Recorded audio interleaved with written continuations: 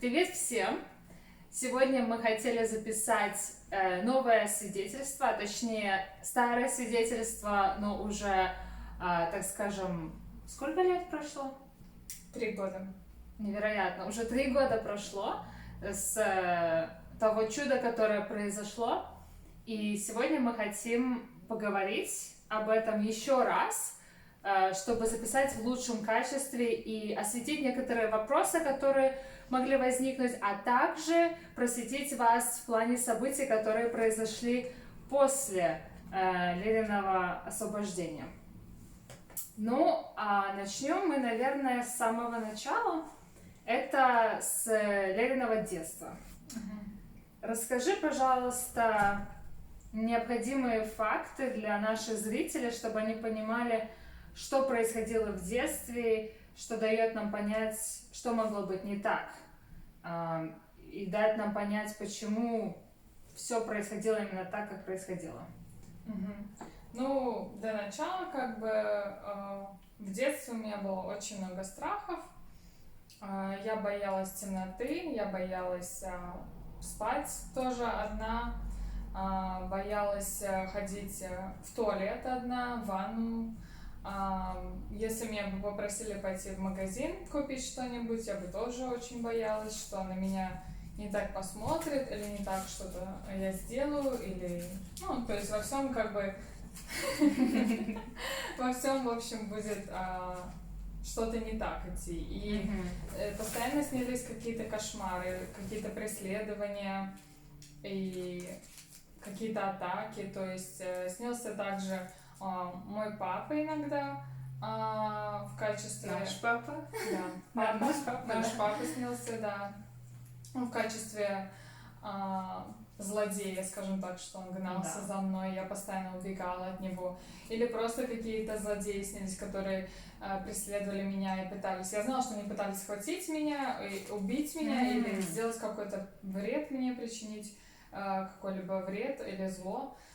Иногда какие-то такие демоны снились тоже, такие как чертики, но что-то такое было. Ты кому-нибудь об этом говорила вообще? Я говорила только одному человеку, но я сказала, что на тот момент мне снился волк из «Ну, погоди», потому что, мы смотрели мультик «Ну, погоди», мне он снился как в качестве злодея, да. Ну, только этот момент, но только все остальные, там, нет. Про чертиков, про преследование, нет. Я никому не говорила, потому что я думала, что это просто сны и что придавать ничего там. Да, только один раз я там от страха пошла в комнату к родителям, и мне сказали: иди обратно спать. Иди обратно спать, да. Нечего поднимать нас из-за такой ерунды. То есть, подумаешь, ночной кошмар, да. То есть, иди обратно спать, в общем, да. То есть... А насчет страхов своих ты кому-то говорила? Мне кажется, что мама знала, что я такая боязливая, но я так открыто не говорила о том, что я боюсь темноты, я боюсь ходить в туалет одна. Мне кажется, что я не говорила об этом. И никто, наверное, бы не придавал этому никакого значения. Хотя просто сказали, чего ты боишься? Хотя сейчас для нас это очень важные, так скажем, показатели какие-то, да? Хорошо. Ты говорила, что папа являлся для тебя образом взрослого, не так ли? И поэтому ты боялась взрослых вообще в целом. Да. Он создал образ, то есть из-за того, что папа так себя вел по отношению к нам, то есть внушил мне очень много страха, и я тоже из-за этого боялась всех взрослых. Я боялась, если они будут со мной общаться, разговаривать, или если я что-то сделаю не так, в общем, что я буду наказана. И, то есть, да, было очень много страхов что-то сделать не так. Это, я думаю, пошло именно из-за воспитания. Да. А с другой стороны, между нами были тоже проблемы в плане, мы все время с тобой ссорились, мы не могли найти общий... наверное, как все братья и сестры, они ссорятся и дерутся. Наверное, что я находила это отличительным, это то, что я не понимала, почему ты не такая сговорчивая, как я, например. То есть я могла, например, чем-то пожертвовать, чтобы ну, например, не обидеть кого-то даже, но у тебя как будто бы даже не было этого фильтра, ты готова была сказать все, что ты думаешь, и просто даже, не знаю, сказать что-то не очень приятное. И, например, с мамой много было таких моментов, когда мне казалось, почему она так груба с мамой. Хотя мама, наоборот, самый тот человек, которому хочется делать приятное, потому что она всегда нас защищала. Но и мне казалось, как можно такому святому человеку так грубить? Мне вот это было непонятно. Но после того, как мы все пережили, теперь ясно, что как бы вызывало такое вот отношение. Ну, я знала к тому же, что меня мама не накажет, поэтому я могла ей говорить все, что угодно. Я знала, что я папе не могу такого сделать. Я, например, тоже знала, что мама не накажет. Может быть, я не была, конечно же, во всем послушной, но я очень осторожна, как бы, ну, в плане разговора и общения. Я бы ни за что не позволила себе там грубо как-то сказать, ответить. Вот. И перейдем к теме церкви. Мы ходили в Пятидесятническую церковь, и там мы много чего чему мы набрались. Расскажи о нашем опыте и о твоем личном тоже. Ну, самое главное отличие Пятидесятнической церкви — это то, что показатель того, что ты получил Святого Духа, это говорение на иных языках. И поэтому это говорилось и в церкви, и наша бабушка говорила о том, что очень важно получить иные языки. И она нас подталкивала к этому, к тому, чтобы мы говорили на иных языках и даже складывали слова каким-то образом сами. Но, естественно, это как бы не получалось, это было очень странно и неестественно. Вот. И часто как бы в церкви вызывали вперед людей помолиться за них, и тогда они молились за людей, некоторые падали просто на пол, и какие-то странные проявления происходили. Вот. И это тоже произошло со мной. То есть, когда за меня помолились, я тоже упала на пол, и я начала плакать, и я начала чувствовать, что что-то внутри меня двигается туда-сюда, какая-то энергия. И когда я очнулась, я заметила, что уже никого вокруг не было, да, то есть они продолжали уже служение, а я все еще лежала на полу, то есть потом я встала и пошла на место. Вот. Ну и только много лет спустя потом я получила этот дар иных языков. Я помолилась о том, что я хочу, Господи, дай мне этот дар иных языков, и я его получила в этот же момент, и я начала говорить на иных языках. Да, мы, кстати, подойдем к этой теме. Но насчет того, что у тебя был этот опыт с тем, что ты упала после того, как бы якобы Дух Святой сошел на тебя. Интересно, что со мной такого не произошло. Как бы я там ни думала, что я хочу, чтобы это произошло со мной, потому что, ну, это просто было так вбито в мозг, что это обязательно, как бы атрибуты Божьего какого-то прикосновения, что ли, что казалось, что это просто необходимо. Но этого не произошло со мной, так же, как я не заговорила на иных языках, а как бабушка и говорила, складывала просто слова, что мне было даже стыдно делать, потому что я знала, что это не сверхъестественная сила, которая мне дала дар. Но с тобой было немного... Это как будто бы ходить к логопеду, и он тебе говорит, складывай просто слова. Да. Будет тарабарщина какая-то получится, вот и говори это. Именно. Ну хорошо, следующий этап жизни, о котором мы поговорим, это модельный бизнес. И ты говорила о том, что христианство и модельный бизнес вообще нельзя никаким образом совместить. Да. Расскажи нам, каким именно образом оно не сходится. Ну, несовместимо то, что Библия говорит нам о том, чтобы мы фокусировались на духовных истинах, на духовном развитии, а модельный бизнес фокусируется только на внешности, естественно. И я считаю, что ни один христианин не должен заниматься модельным бизнесом или как-то рекламировать свое тело или свое лицо, то есть продавать себя, можно сказать, свою красоту, да. То есть в каком-то мере, если подумать, это как проституция, знаешь, то есть ты продаешь свой имидж человеку, клиенту, ты должен показать, что ты достаточно красивая, ты хорошо умеешь позировать, то есть ты хороший товар, да, и тогда тебя берут, и в следующий раз тебе нужно опять то же самое делать, да, то есть у тебя нет постоянной работы, тебе каждый раз нужно бороться за эту работу. Вот. И естественно, что вся индустрия, она просто зациклена на внешности, зациклена на том, что ты должна быть идеальна во внешности, да, то есть Бог говорит, что мы были совершенны в духовном плане, да, но не как во внешности, Он не судит нас по внешности, но этот мир судит всех по внешности, скажем так. И если я занимаюсь модельным бизнесом, то я просто рекламирую и продвигаю вот этот имидж, то, что все девочки и женщины должны быть зациклены на своей внешности, как они выглядят, то есть всегда покупать косметику, они должны там что-то делать для своих волос и так далее.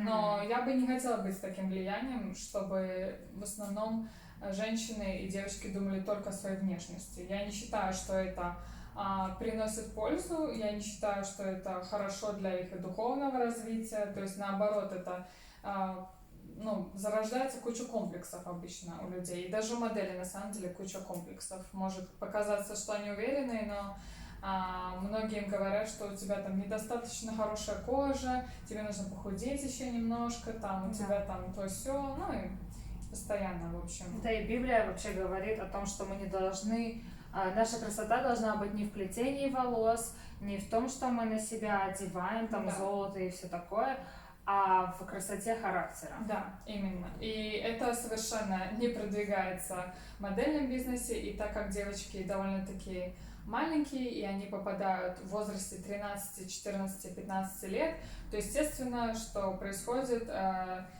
как бы совращают девочек, совращают и моральные ценности, и цели их, то есть они начинают пить, начинают курить, начинают вступать в интимные отношения с другими людьми. Естественно, у них начинает гордость также еще больше расти. У нас у всех гордость есть, но модельный бизнес, он взращивает тебе эту гордость, что ты такая красивая, и тебе люди комплименты делают, да, и то есть ты начинаешь зависеть от этого, да, и также многие люди зависят от этого в таком плане, что выставляют фотографии на Инстаграм и на Фейсбук, и они не могут остановиться, потому что им постоянно нужно это поощрение и эти лайки с Фейсбука и Инстаграма. Но это то же самое в каком-то плане модельный бизнес. То есть тебе нужно постоянно слышать это и поощрение. Да, то есть это зависимость, это зависимость. Это хороший пункт, кстати. В каком плане модельный бизнес не взращивает, а, как скажем, способствует аморальности вообще в целом? Кроме, мы обсудили, что зацикленность на внешности — это одна сторона, а еще вот как оно взращивает аморальность, что легко ли вообще, так скажем, грешить в этой индустрии? Очень легко, потому что, во-первых, круг общения, который у тебя, эти люди не посвященные Богу, а все, что у них на уме, это тусовки, наркотики, алкоголь, что-нибудь покурить, то есть, в общем, живи своей жизнью, пока у тебя она есть, то есть живи по полной, и поэтому очень легко начать общаться с такими людьми, потому что ты окружен с такими людьми, все тебя приглашают пойти на какую-то вечеринку, в какой-то клуб сходить, и естественно, что рано или поздно ты начнешь ходить в них, потому что все так делают. Естественно, что ты смотришь на то, что делают другие, и ты, соответственно, ты можешь хоть читать Библию, молиться, но рано или поздно ты все равно начнешь этим заниматься, потому что такой круг общения. Ибо их, как это говорится, когда мы смотрим, то мы превращаемся в этот же образ. Мы не можем... И худые мы не можем развращать добрые нравы. Да. И мы не можем пить от одного источника, как сказать, эту хорошую воду, а другого плохую, и одновременно делать это, потому что нельзя служить двум господам. Да. Расскажи немного о опасностях модельного бизнеса. Опасность в том, во-первых, что естественно, родители не имеют никакого контроля над ребенком, когда они отправляют его за границу. В основном это девочки, которые несовершеннолетние едут работать за границу. И, естественно, если нет родительского контроля, то они свободны делать все, что хотят, все, что угодно. И, естественно, что может произойти все, что угодно. То есть, если они ходят в клубы несовершеннолетние, то это может произойти и со всеми, кто ходит в клубы, скажем так, не только с моделями, а со всеми, кто ходит в клубы несовершеннолетнего возраста, не знают об опасности, что тебе могут что-то подсыпать, подмешать, да, или какой-нибудь человек там может тебя, я не знаю, взять и изнасиловать. И что у меня была ситуация, что когда меня пригласили на кастинг, то есть это было даже не в клубе, меня позвали на кастинг и сказали, что нужно срочно идти туда, то есть я уже опаздываю, и я туда побежала. И на тот момент мне было 13 лет, но я говорила, что мне 16, чтобы совсем не казаться такой маленькой. То есть и это было нормально говорить, прибавлять к самому возрасту, да, мне сказали, что тебе давали работу? Да, мне сказали говорить, что тебе 16 лет, потому что иначе ты совсем не конкурентоспособная, ты совсем маленькая, неопытная, и никто тебе не предложит работу. Зачем ты нужна кому-то, если тебе 13 лет? То есть, если 16, хотя бы нормально. То есть, вместо того, чтобы подождать еще 3 года, пока тебе по-настоящему 16, у тебя есть опыт, они уже как бы бросают тебя, так скажем, на амбразуру, чтобы ты там набиралась опыта. Да, набиралась опыта именно. То есть, чем раньше, тем лучше. В этом бизнесе, как бы, чем раньше, тем лучше. Вот. Это просто невероятно, если так подумать, потому что как раз-таки с раннего возраста можно так хорошо и быстро привить все эти вредные привычки. Да, именно. Вот. И поэтому все это начинается с малого возраста, и я всегда говорила, мне 16, поэтому этот фотограф решил как бы воспользоваться возможностью, мне 16 лет, отлично. Я молоденькая, он подумал, на самом деле я была еще младше, чем, как бы я сказала, мне есть на самом деле. И он сказал, давай пофоткаемся. Он сказал, день это платье. Я сказала, хорошо, я одела платье, пофоткалась. В общем, после этого он подошел, снял с меня трусы просто, да. Вот, и потом он сказал, ну давай продолжаем фотографироваться. Он сказал, просто мои трусы не совпадают с цветом моего платья, и они видны как будто бы, неужели, да? То есть мои трусы черного цвета, и их видно было. Я вообще не понимала на тот момент, что происходит. Вот, после этого он сказал, надо чуть-чуть подправить. И он уже начал залезать мне под ноги и касаться моих интимных мест. И я его начала отталкивать. Потом он говорил, какая я красивая. Потом начал трогать уже мою грудь. Сказал, жаль, что тут там не так много. Ну, то есть он делал всякие такие комментарии. И я уже думала, что мне делать, как мне оттуда убираться побыстрее, да. И я знала, что если я позвоню кому-то, то он может это услышать, и может я вообще оттуда не выйду. Поэтому я сказала, у меня есть еще один кастинг, мне нужно бежать. Я, естественно, соврала, но у меня больше не было никаких вариантов. Ну, ради своей безопасности. Конечно. Вообще, по идее, если бы ты не оказалась в модельном бизнесе, тебе бы много раз не пришлось врать. Да. Не так ли? Да, мне пришлось это сделать, и он сказал, ну, жаль, что ты уходишь, но мы продолжим в следующий раз. Вот. Продолжим. Да. И он позвонил агентству и сказал, что у нас просто была фотосессия. Они подумали, что я сказала, что он фотографировал меня голой. На самом деле я сказала, он не фотографировал меня голой, он трогал мои интимные части тела. И я была вся в слезах, но как бы мне показалось, что в агентстве меня не поняли. Они не поняли, что произошло. Или не хотели понять. Или не хотели, или решили проигнорировать. Они меня вроде утешали, но я сказала, что он не фотографировал меня голой. Он трогал меня.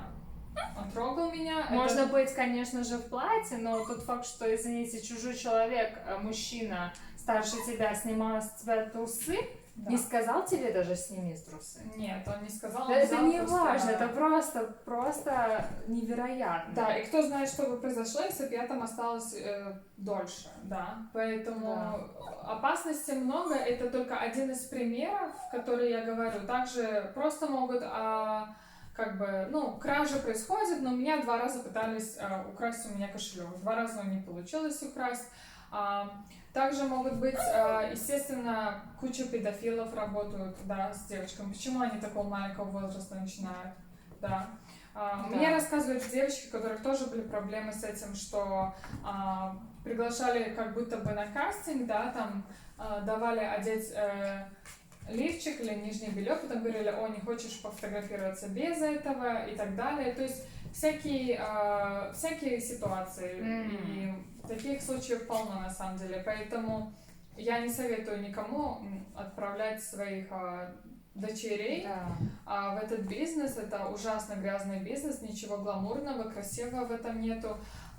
И много раз агентства даже обманывают о том, сколько они вам платят денег, и в итоге вы приезжаете по нулям, то есть уехали по нулям, приезжаете по нулям. Просто получили куча ненужного опыта. Да, куча опыта, куча разочарования. Да, конечно, когда ты молодой, там классно тусить и ехать за границу, но со временем ты понимаешь, что это просто пустота. То есть это потеря времени, и ты думаешь, а что будет дальше? Что я могу делать дальше? Как это принесет мне какое-то развитие в моей жизни, да? Но некоторые девочки настолько зависимы от этого образа жизни, что они даже не хотят заканчивать или не знают, и что делать им дальше, и просто продолжают заниматься этим. Да. Расскажи, пожалуйста, о том, как ты получила дар языков. Ты уже говорила немножко, но это именно случилось, когда ты была в Гонконге. Да. Что ты сделала, в каком состоянии была твоя духовная жизнь и как она изменилась после этого? Ну, то есть я продолжала заниматься модельным бизнесом, и у меня была простая молитва: Господи, дай мне, пожалуйста, дар иных языков. То есть не было никакого покаяния, не было никакой мотивации менять свою жизнь, ничего такого не было. Просто, Господи, дай мне дар иных языков. И тут же прям. В эту же секунду, да, я начала говорить. Невероятно. И все. Я начала говорить на иных языках, я могла говорить в любое время, в любом месте, но моя жизнь совершенно не изменилась. То есть, как я грешила до этого, так и продолжала грешить. Как я занималась моделингом и ходила тусить, я так и ходила тусить. После этого никаких изменений. Я даже после этого не молилась, не читала Библию. То есть отношений с Богом тоже не было? Нет, абсолютно. Хорошо.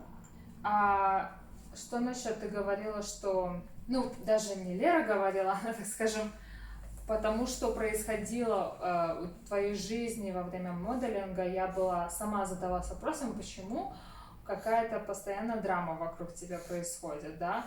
То там обманули, то там денег не додали, или что-то, ну, вот все время какие-то несчастья. Что ты думала сама по этому поводу? Я думала, что я просто нахожусь с плохим агентством, или в плохой ситуации, или люди несправедливые, люди нечестные, меня постоянно пытаются наколоть и так далее. То есть это совершенно для меня это не было связано со мной никак. Да. Просто люди были плохие вокруг, и модельный бизнес — это нечестный бизнес, и поэтому для меня это все было как бы, ну, сплошные несправедливые какие-то обстоятельства вокруг меня. Хотя, как бы, для меня это было, ну, странно, мне казалось, что круче не может быть. Я тогда на тот момент еще была глупенькая, да, молоденькая. Я думала, круче не может быть. Как классно, что у Леры такая работа. Вот если бы у меня была бы такая работа, то я бы так, как сказать, не халатно к ней не относилась. Я не то что... Ну, почему-то я думала, что, может быть, по слухам, которые мне говорили, что Лера, типа, недооценивает эту работу. Как же я на самом деле ошибалась. По слухам от кого?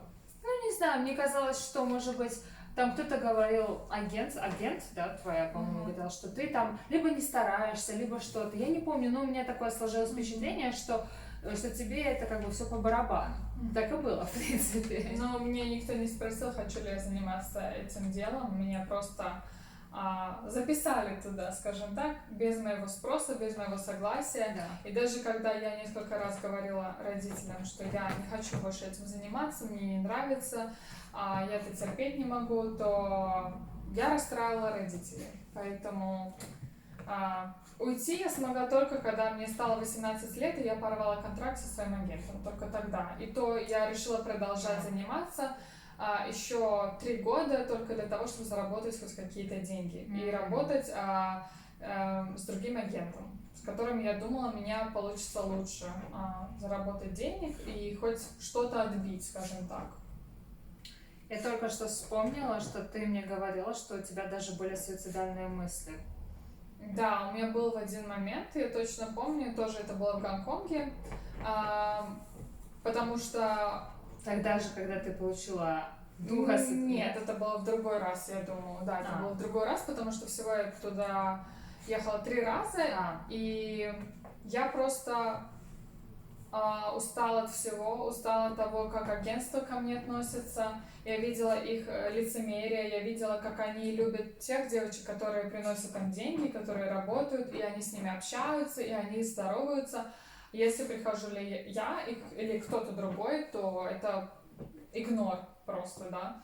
И мне это не нравилось, и мне вообще все не нравилось, мне не нравилась атмосфера, вот где я жила, потому что у нас была маленькая квартира, и там было 6 моделей в миниатюрной квартирке, холодильник как мини-бар был, и... То есть невозможно было даже есть полезную еду? Невозможно. Ты должен был все время... И я даже иногда ела только, может, 1 раз в день, и я тратила свои деньги постоянно на еду, но я ела не дома, потому что не было достаточно места хранить ни продукты, плита там, то есть 2 комфорки, все.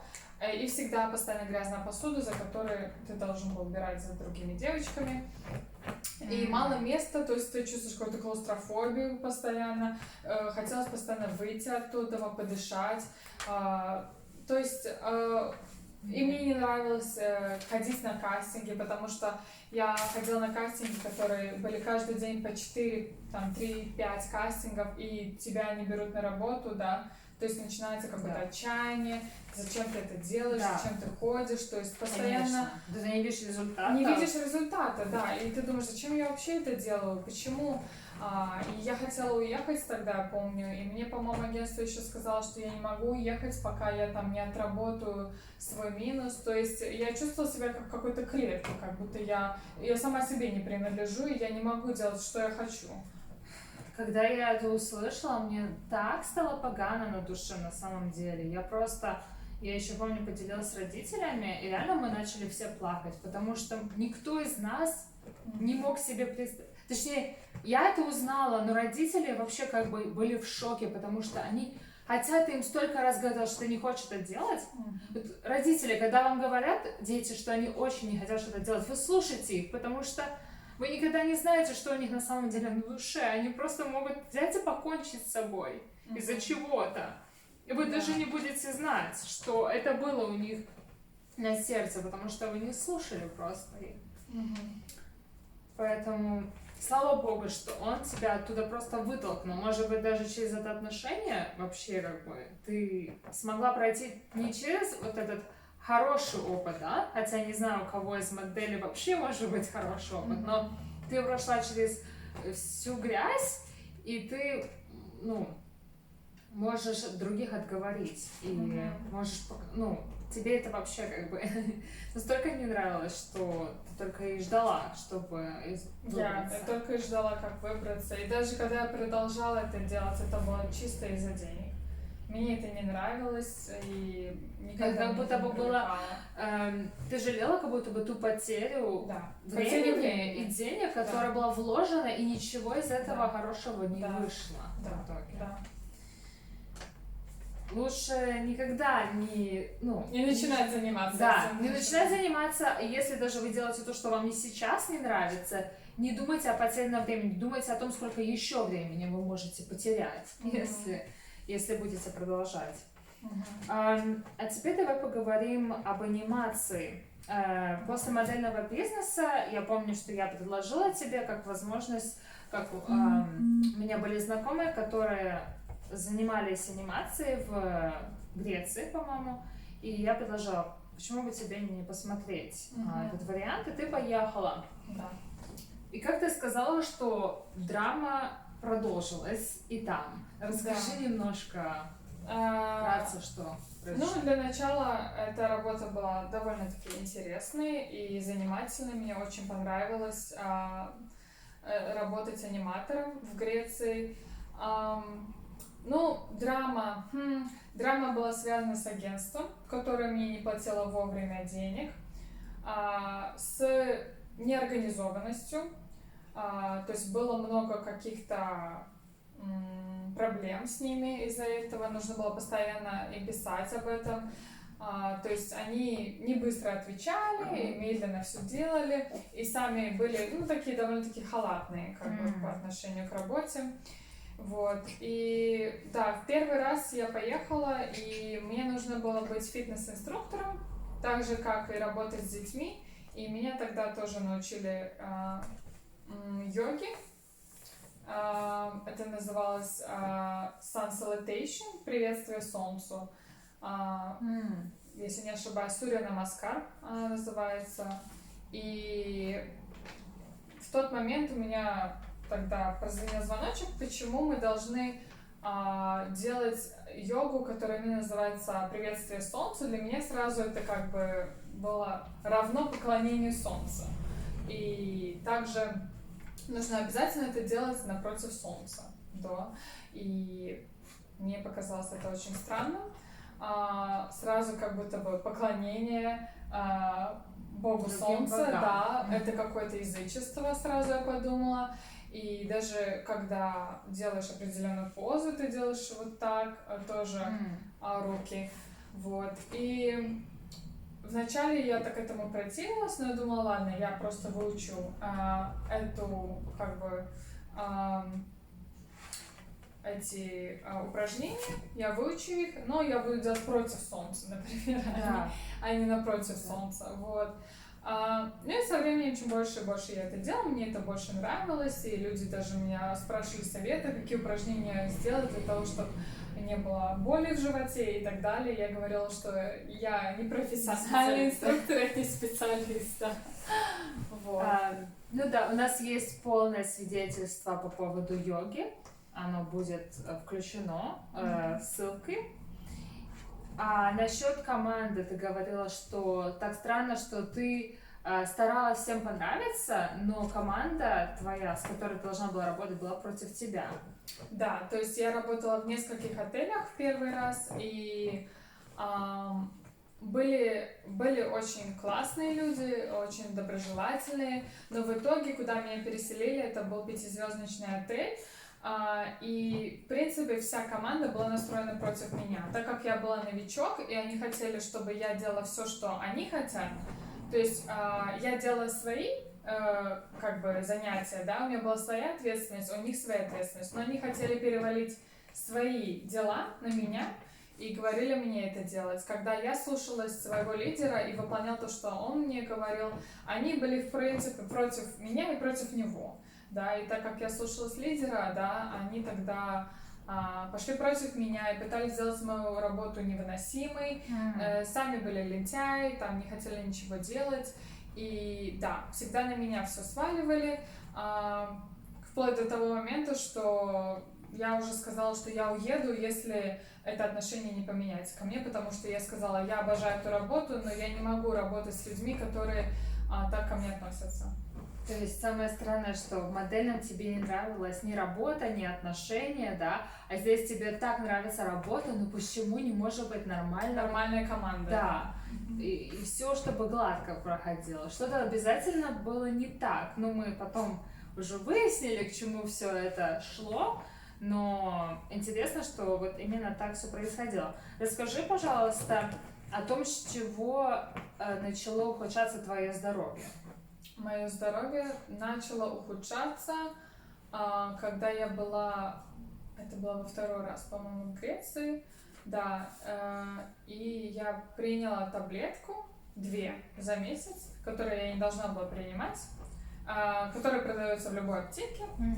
И после этого, видимо, как... В тот же день ты сказала, да?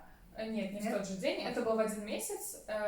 И... Ну, я имею в виду, что в тот же день, когда ты вторую приняла, у тебя сразу же это началось? Или как? То есть в месяц я приняла 2 таблетки, это было в разные дни. Да. И я, когда приняла вторую таблетку, у меня начало ухудшение самочувствия, и в тот вечер я просто упала в обморок в ресторане, мне было очень плохо, и мне нужно было идти к медсестре, которая мне совершенно не помогла, не знала, как помочь, и она донесла менеджеру отеля, что я просто, наверное, принимаю наркотики и много тусуюсь, поэтому у меня такое самочувствие, видимо.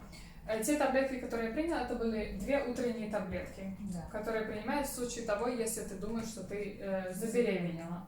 Вот. Но там не было никаких написано противопоказаний. Я даже не знала, что такие могут быть побочные эффекты. Там не было написано об этом. Я даже искала в интернете. Но именно когда я приняла вторую таблетку, мне было очень плохо, и после этого у меня начались панические атаки и нервозность, которая продолжалась в течение 2 лет. И ты говоришь, что это еще хуже, чем антибиотик, эта таблетка влияет Я думаю, это хуже, чем антибиотик, потому что она нацелена на разрушение клеток живого существа. То есть это получается хуже, чем убивать бактерии, а именно нацелена на уничтожение живых клеток в твоем организме. То есть это наверняка имеет намного хуже действия, и что интересно, ни один врач мне не подтвердил того, что я думала это от этой именно таблетки. Они мне сказали, что такого не может быть, и все. Ну, да, это интересный, кстати, момент. А что насчет кошмаров, которые начались во вторую поездку в Грецию? Или... Да, то есть у меня продолжались кошмары. То есть у меня кошмары снились почти каждые 2 дня, скажем так. Это было очень редко, когда мне не снились кошмары. То есть для меня это было уже норма. А ты думаешь, был какой-то начальный, как сказать, триггер вообще в этих кошмарах? С какого момента они начались? Потому что у тебя были в детстве, но ты говоришь, что у меня было с 5 лет, да, наверное, с 5-4, насколько я себя помню. Да. То есть, но у меня всегда снились кошмары, в принципе, очень часто. Кошмары или какие-то... Они были особенными в Греции, какие-то более яркие? Или... Мне кажется, что после, может быть, даже занятий йоги мне стали сниться более какие-то извращенные сны, где меня насиловал какое-то существо, 3-главый какой-то дух, без лица, или какие-то сексуальные сны, где я прямо чувствовала, как будто бы это происходит все на самом деле. Это ощущение, что ты не спишь, это происходит на самом деле. И меня эти сны пугали, потому что я просыпалась, и я думала, как такое может быть, что это был сон. Настолько эти ощущения были реальные. Или, например, когда я уже просыпалась, я видела, как будто бы что-то пробегало, или как какое-то существо быстро пробежало, или когда я подошла к зеркалу, один раз я увидела, как будто бы рука на меня положила на мое плечо. И я все это списывала, что я, наверное, еще не до конца проснулась, у меня, наверное, еще как будто бы сон продолжается в голове. То есть я не знала, а как мне еще это... Ну да, просто для меня смешно, потому что у меня никогда такого не было, чтобы сон продолжался, когда я просыпаюсь. Я думала, может быть, мой мозг еще не проснулся, то есть я как будто проснулась, но мой мозг еще спит. Что-то в таком роде. Да. Хорошо, а далее насчет панических панических атак, они продолжились и усилились во время второго приезда в Грецию, да? Да, ну, в принципе, да, у меня... Я хорошо справлялась с паническими атаками во вторую поездку в Грецию.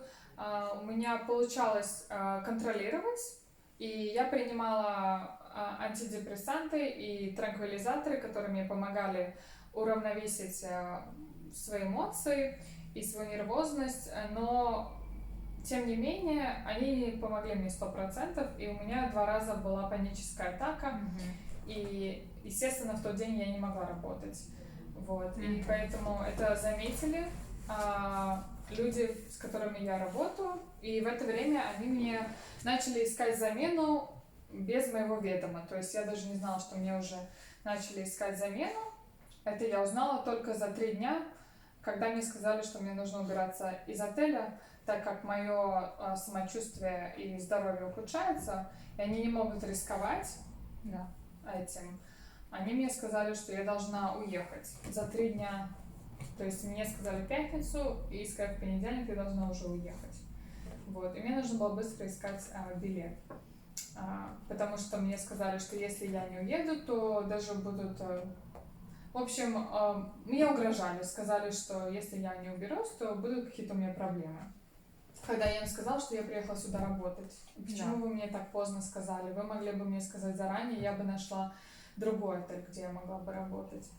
Вот. Но я нашла другой отель очень быстро, но когда я туда приехала, все оказалось, что там тоже какие-то проблемы с агентством, с тем, что они поздно выплачивают деньги.